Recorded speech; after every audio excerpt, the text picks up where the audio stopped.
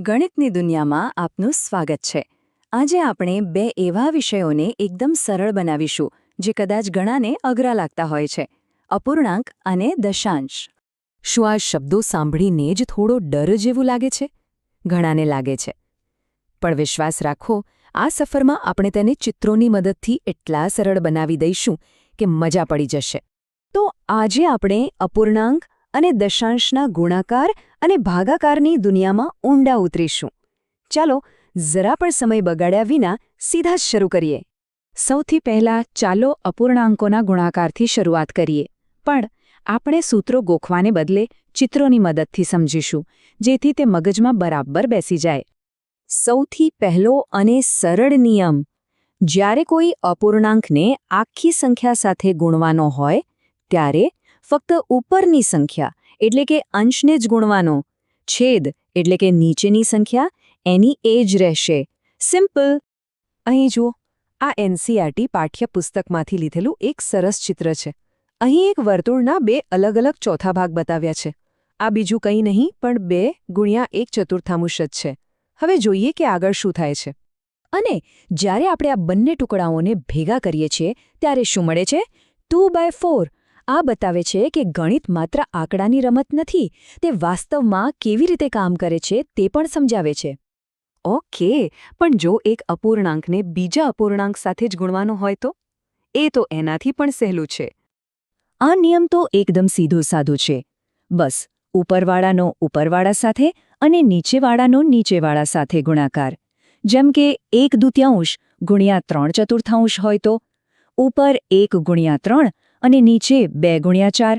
જવાબ શું આવ્યો? 3/8. બસ આટલું જ. સારું, ગુણાકાર તો સમજાઈ ગયો. હવે ચાલો તેની બિલકુલ ઊંધી પ્રક્રિયા જોઈએ: અપૂર્ણાંકોનો ભાગાકાર. પણ ભાગાકાર સમજતા પહેલા એક શબ્દ સમજવો ખૂબ જરૂરી છે: વ્યસ્ત સંખ્યા. વ્યસ્ત એટલે શું? એવી બે સંખ્યાઓ જેમનો ગુણાકાર 1 થાય. સાવ સાદા શબ્દોમાં કહું તો અપૂર્ણાંકને ઊંધો કરી નાખવાનો. આ ટેબલ પર એક નજર નાખો. 7નો વ્યસ્ત છે 1/7.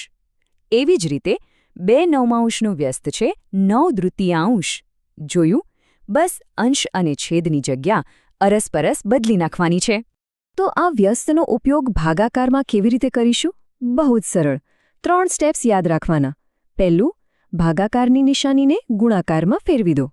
બીજું, જે બીજું અપૂર્ણાંક છે તેને ઊંધો કરી દો. અને ત્રીજું, બસ સામાન્ય ગુણાકાર કરી લો. આને ઊંધું કરો અને ગુણાકાર કરોનો નિયમ પણ કહેવાય છે. ચાલો હવે અપૂર્ણાંકથી આગળ વધીને દશાંશ સંખ્યાઓ તરફ જઈએ. આમ જુઓ તો આ કંઈ નવું નથી, પણ અપૂર્ણાંક લખવાની જ એક અલગ સ્ટાઇલિશ રીત છે. આ સ્થાન કિંમતનો ચાર્ટ જુઓ. દશાંશ ચિહ્નની ડાબી બાજુએ એકમ, દશક, 100 એ તો આપણે જાણીએ જ છીએ. પણ જમણી બાજુ શું છે? દશાંશ, શતાંશ, જે ખરેખર તો 1 દશાંશ અને 1 100 જેવા અપૂર્ણાંક જ છે. એટલે કે 253.14 નો અર્થ થાય 253 અને 14ના છેદમાં 100. હવે વારો છે દશાંશના ગુણાકારનો. અહીં પણ ગભરાવાની કોઈ જરૂર નથી, કારણ કે આ પણ એકદમ સિમ્પલ પેટર્ન પર જ ચાલે છે. આના પણ 3 સરળ સ્ટેપ્સ છે. પહેલું, દશાંશ ચિહ્નને થોડીવાર માટે ભૂલી જાઓ અને સાદો ગુણાકાર કરો. બીજું, મૂળ સંખ્યાઓમાં પોઈન્ટ પછી કુલ કેટલા આંકડા હતા તે ગણી લો. અને છેલ્લે જવાબમાં જમણી બાજુથી એટલા જ આંકડા ગણીને પોઈન્ટ મૂકી દો. બસ થઈ ગયું. આ સ્લાઇડ તો ખરેખર અદ્ભુત છે. તે સમજાવે છે કે પેલો નિયમ કેમ કામ કરે છે. જો 0.2 એટલે 10માંથી 2 ઊભી લાઈન અને 0.3 એટલે 10માંથી 3 આડી લાઈન. જ્યારે તે એકબીજા પર આવે ત્યારે કુલ 100 ખાનામાંથી 6 ખાના ભરાય છે, એટલે કે 0.06. આનાથી આખો કોન્સેપ્ટ એકદમ ક્લિયર થઈ જાય છે. અને હવે આવે છે એક સુપર હીરો શોર્ટકટ. જ્યારે પણ 10, 100 કે 1000 જેવી સંખ્યાથી ગુણાકાર કરવાનો હોય ત્યારે લાંબી ગણતરી કરવાની જરૂર જ નથી. બસ દશાંશ ચિહ્નને જમણી બાજુ ખસેડી દો. જેટલા શૂન્ય એટલા સ્થાન. હા, તો જાણે જાદુ જેવું છે નહીં? ગુણાકાર પછી શું આવે? ભાગાકાર. અને હા, જેવું આપણે વિચાર્યું હતું, આ પણ ગુણાકારથી બરાબર ઊંધી પ્રક્રિયા છે. જો ગુણાકારમાં પોઈન્ટ જમણી બાજુ ખસતો હોય તો ભાગાકારમાં ક્યાં ખસશે? બિલકુલ સાચું, ડાબી બાજુ. 10, 100 કે 1000 વડે ભાગાકાર કરતી વખતે બસ દશાંશ ચિહ્નને શૂન્યની સંખ્યા જેટલા સ્થાન ડાબી બાજુ ખસેડી દો. કેટલો સરળ! અને જ્યારે કોઈ દશાંશ સંખ્યાને પૂર્ણ સંખ્યા વડે ભાગવાની હોય ત્યારે શું કરવાનું? બસ સામાન્ય ભાગાકાર શરૂ કરો અને જેવી રકમમાં દશાંશ ચિહ્નની પાસે પહોંચો તેને સીધું જ જવાબમાં ઉપર મૂકી દો. બસ આટલું જ ધ્યાન રાખવાનું છે. આ સરખામણી આખો ખ્યાલ સ્પષ્ટ કરી દે છે. ભાગાકારમાં પોઈન્ટ ડાબી બાજુ જાય છે અને સંખ્યા નાની બને છે, જ્યારે ગુણાકારમાં પોઈન્ટ જમણી બાજુ જાય છે અને સંખ્યા મોટી બને છે. એકબીજાથી એકદમ વિરુદ્ધ. ચાલો એક છેલ્લું પણ રસપ્રદ ઉદાહરણ જોઈએ. 25.5 ભાગ્યા 0.5. આ થોડું અઘરું લાગે પણ એક મસ્ત ટ્રીક છે.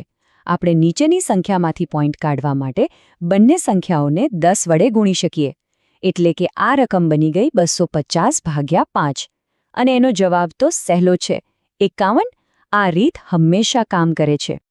તો આજે આપણે અપૂર્ણાંક અને દશાંશની દુનિયામાં એક મજેદાર સફર કરી. પણ હવે સૌથી મોટો સવાલ એ છે કે આ બધી ગણતરીઓ આપણે રોજિંદા જીવનમાં ક્યાં વાપરીશું? રસોઈ બનાવતી વખતે વાનગીના માપમાં, દુકાનમાં હિસાબ કરતી વખતે કે પછી બીજે ક્યાંક?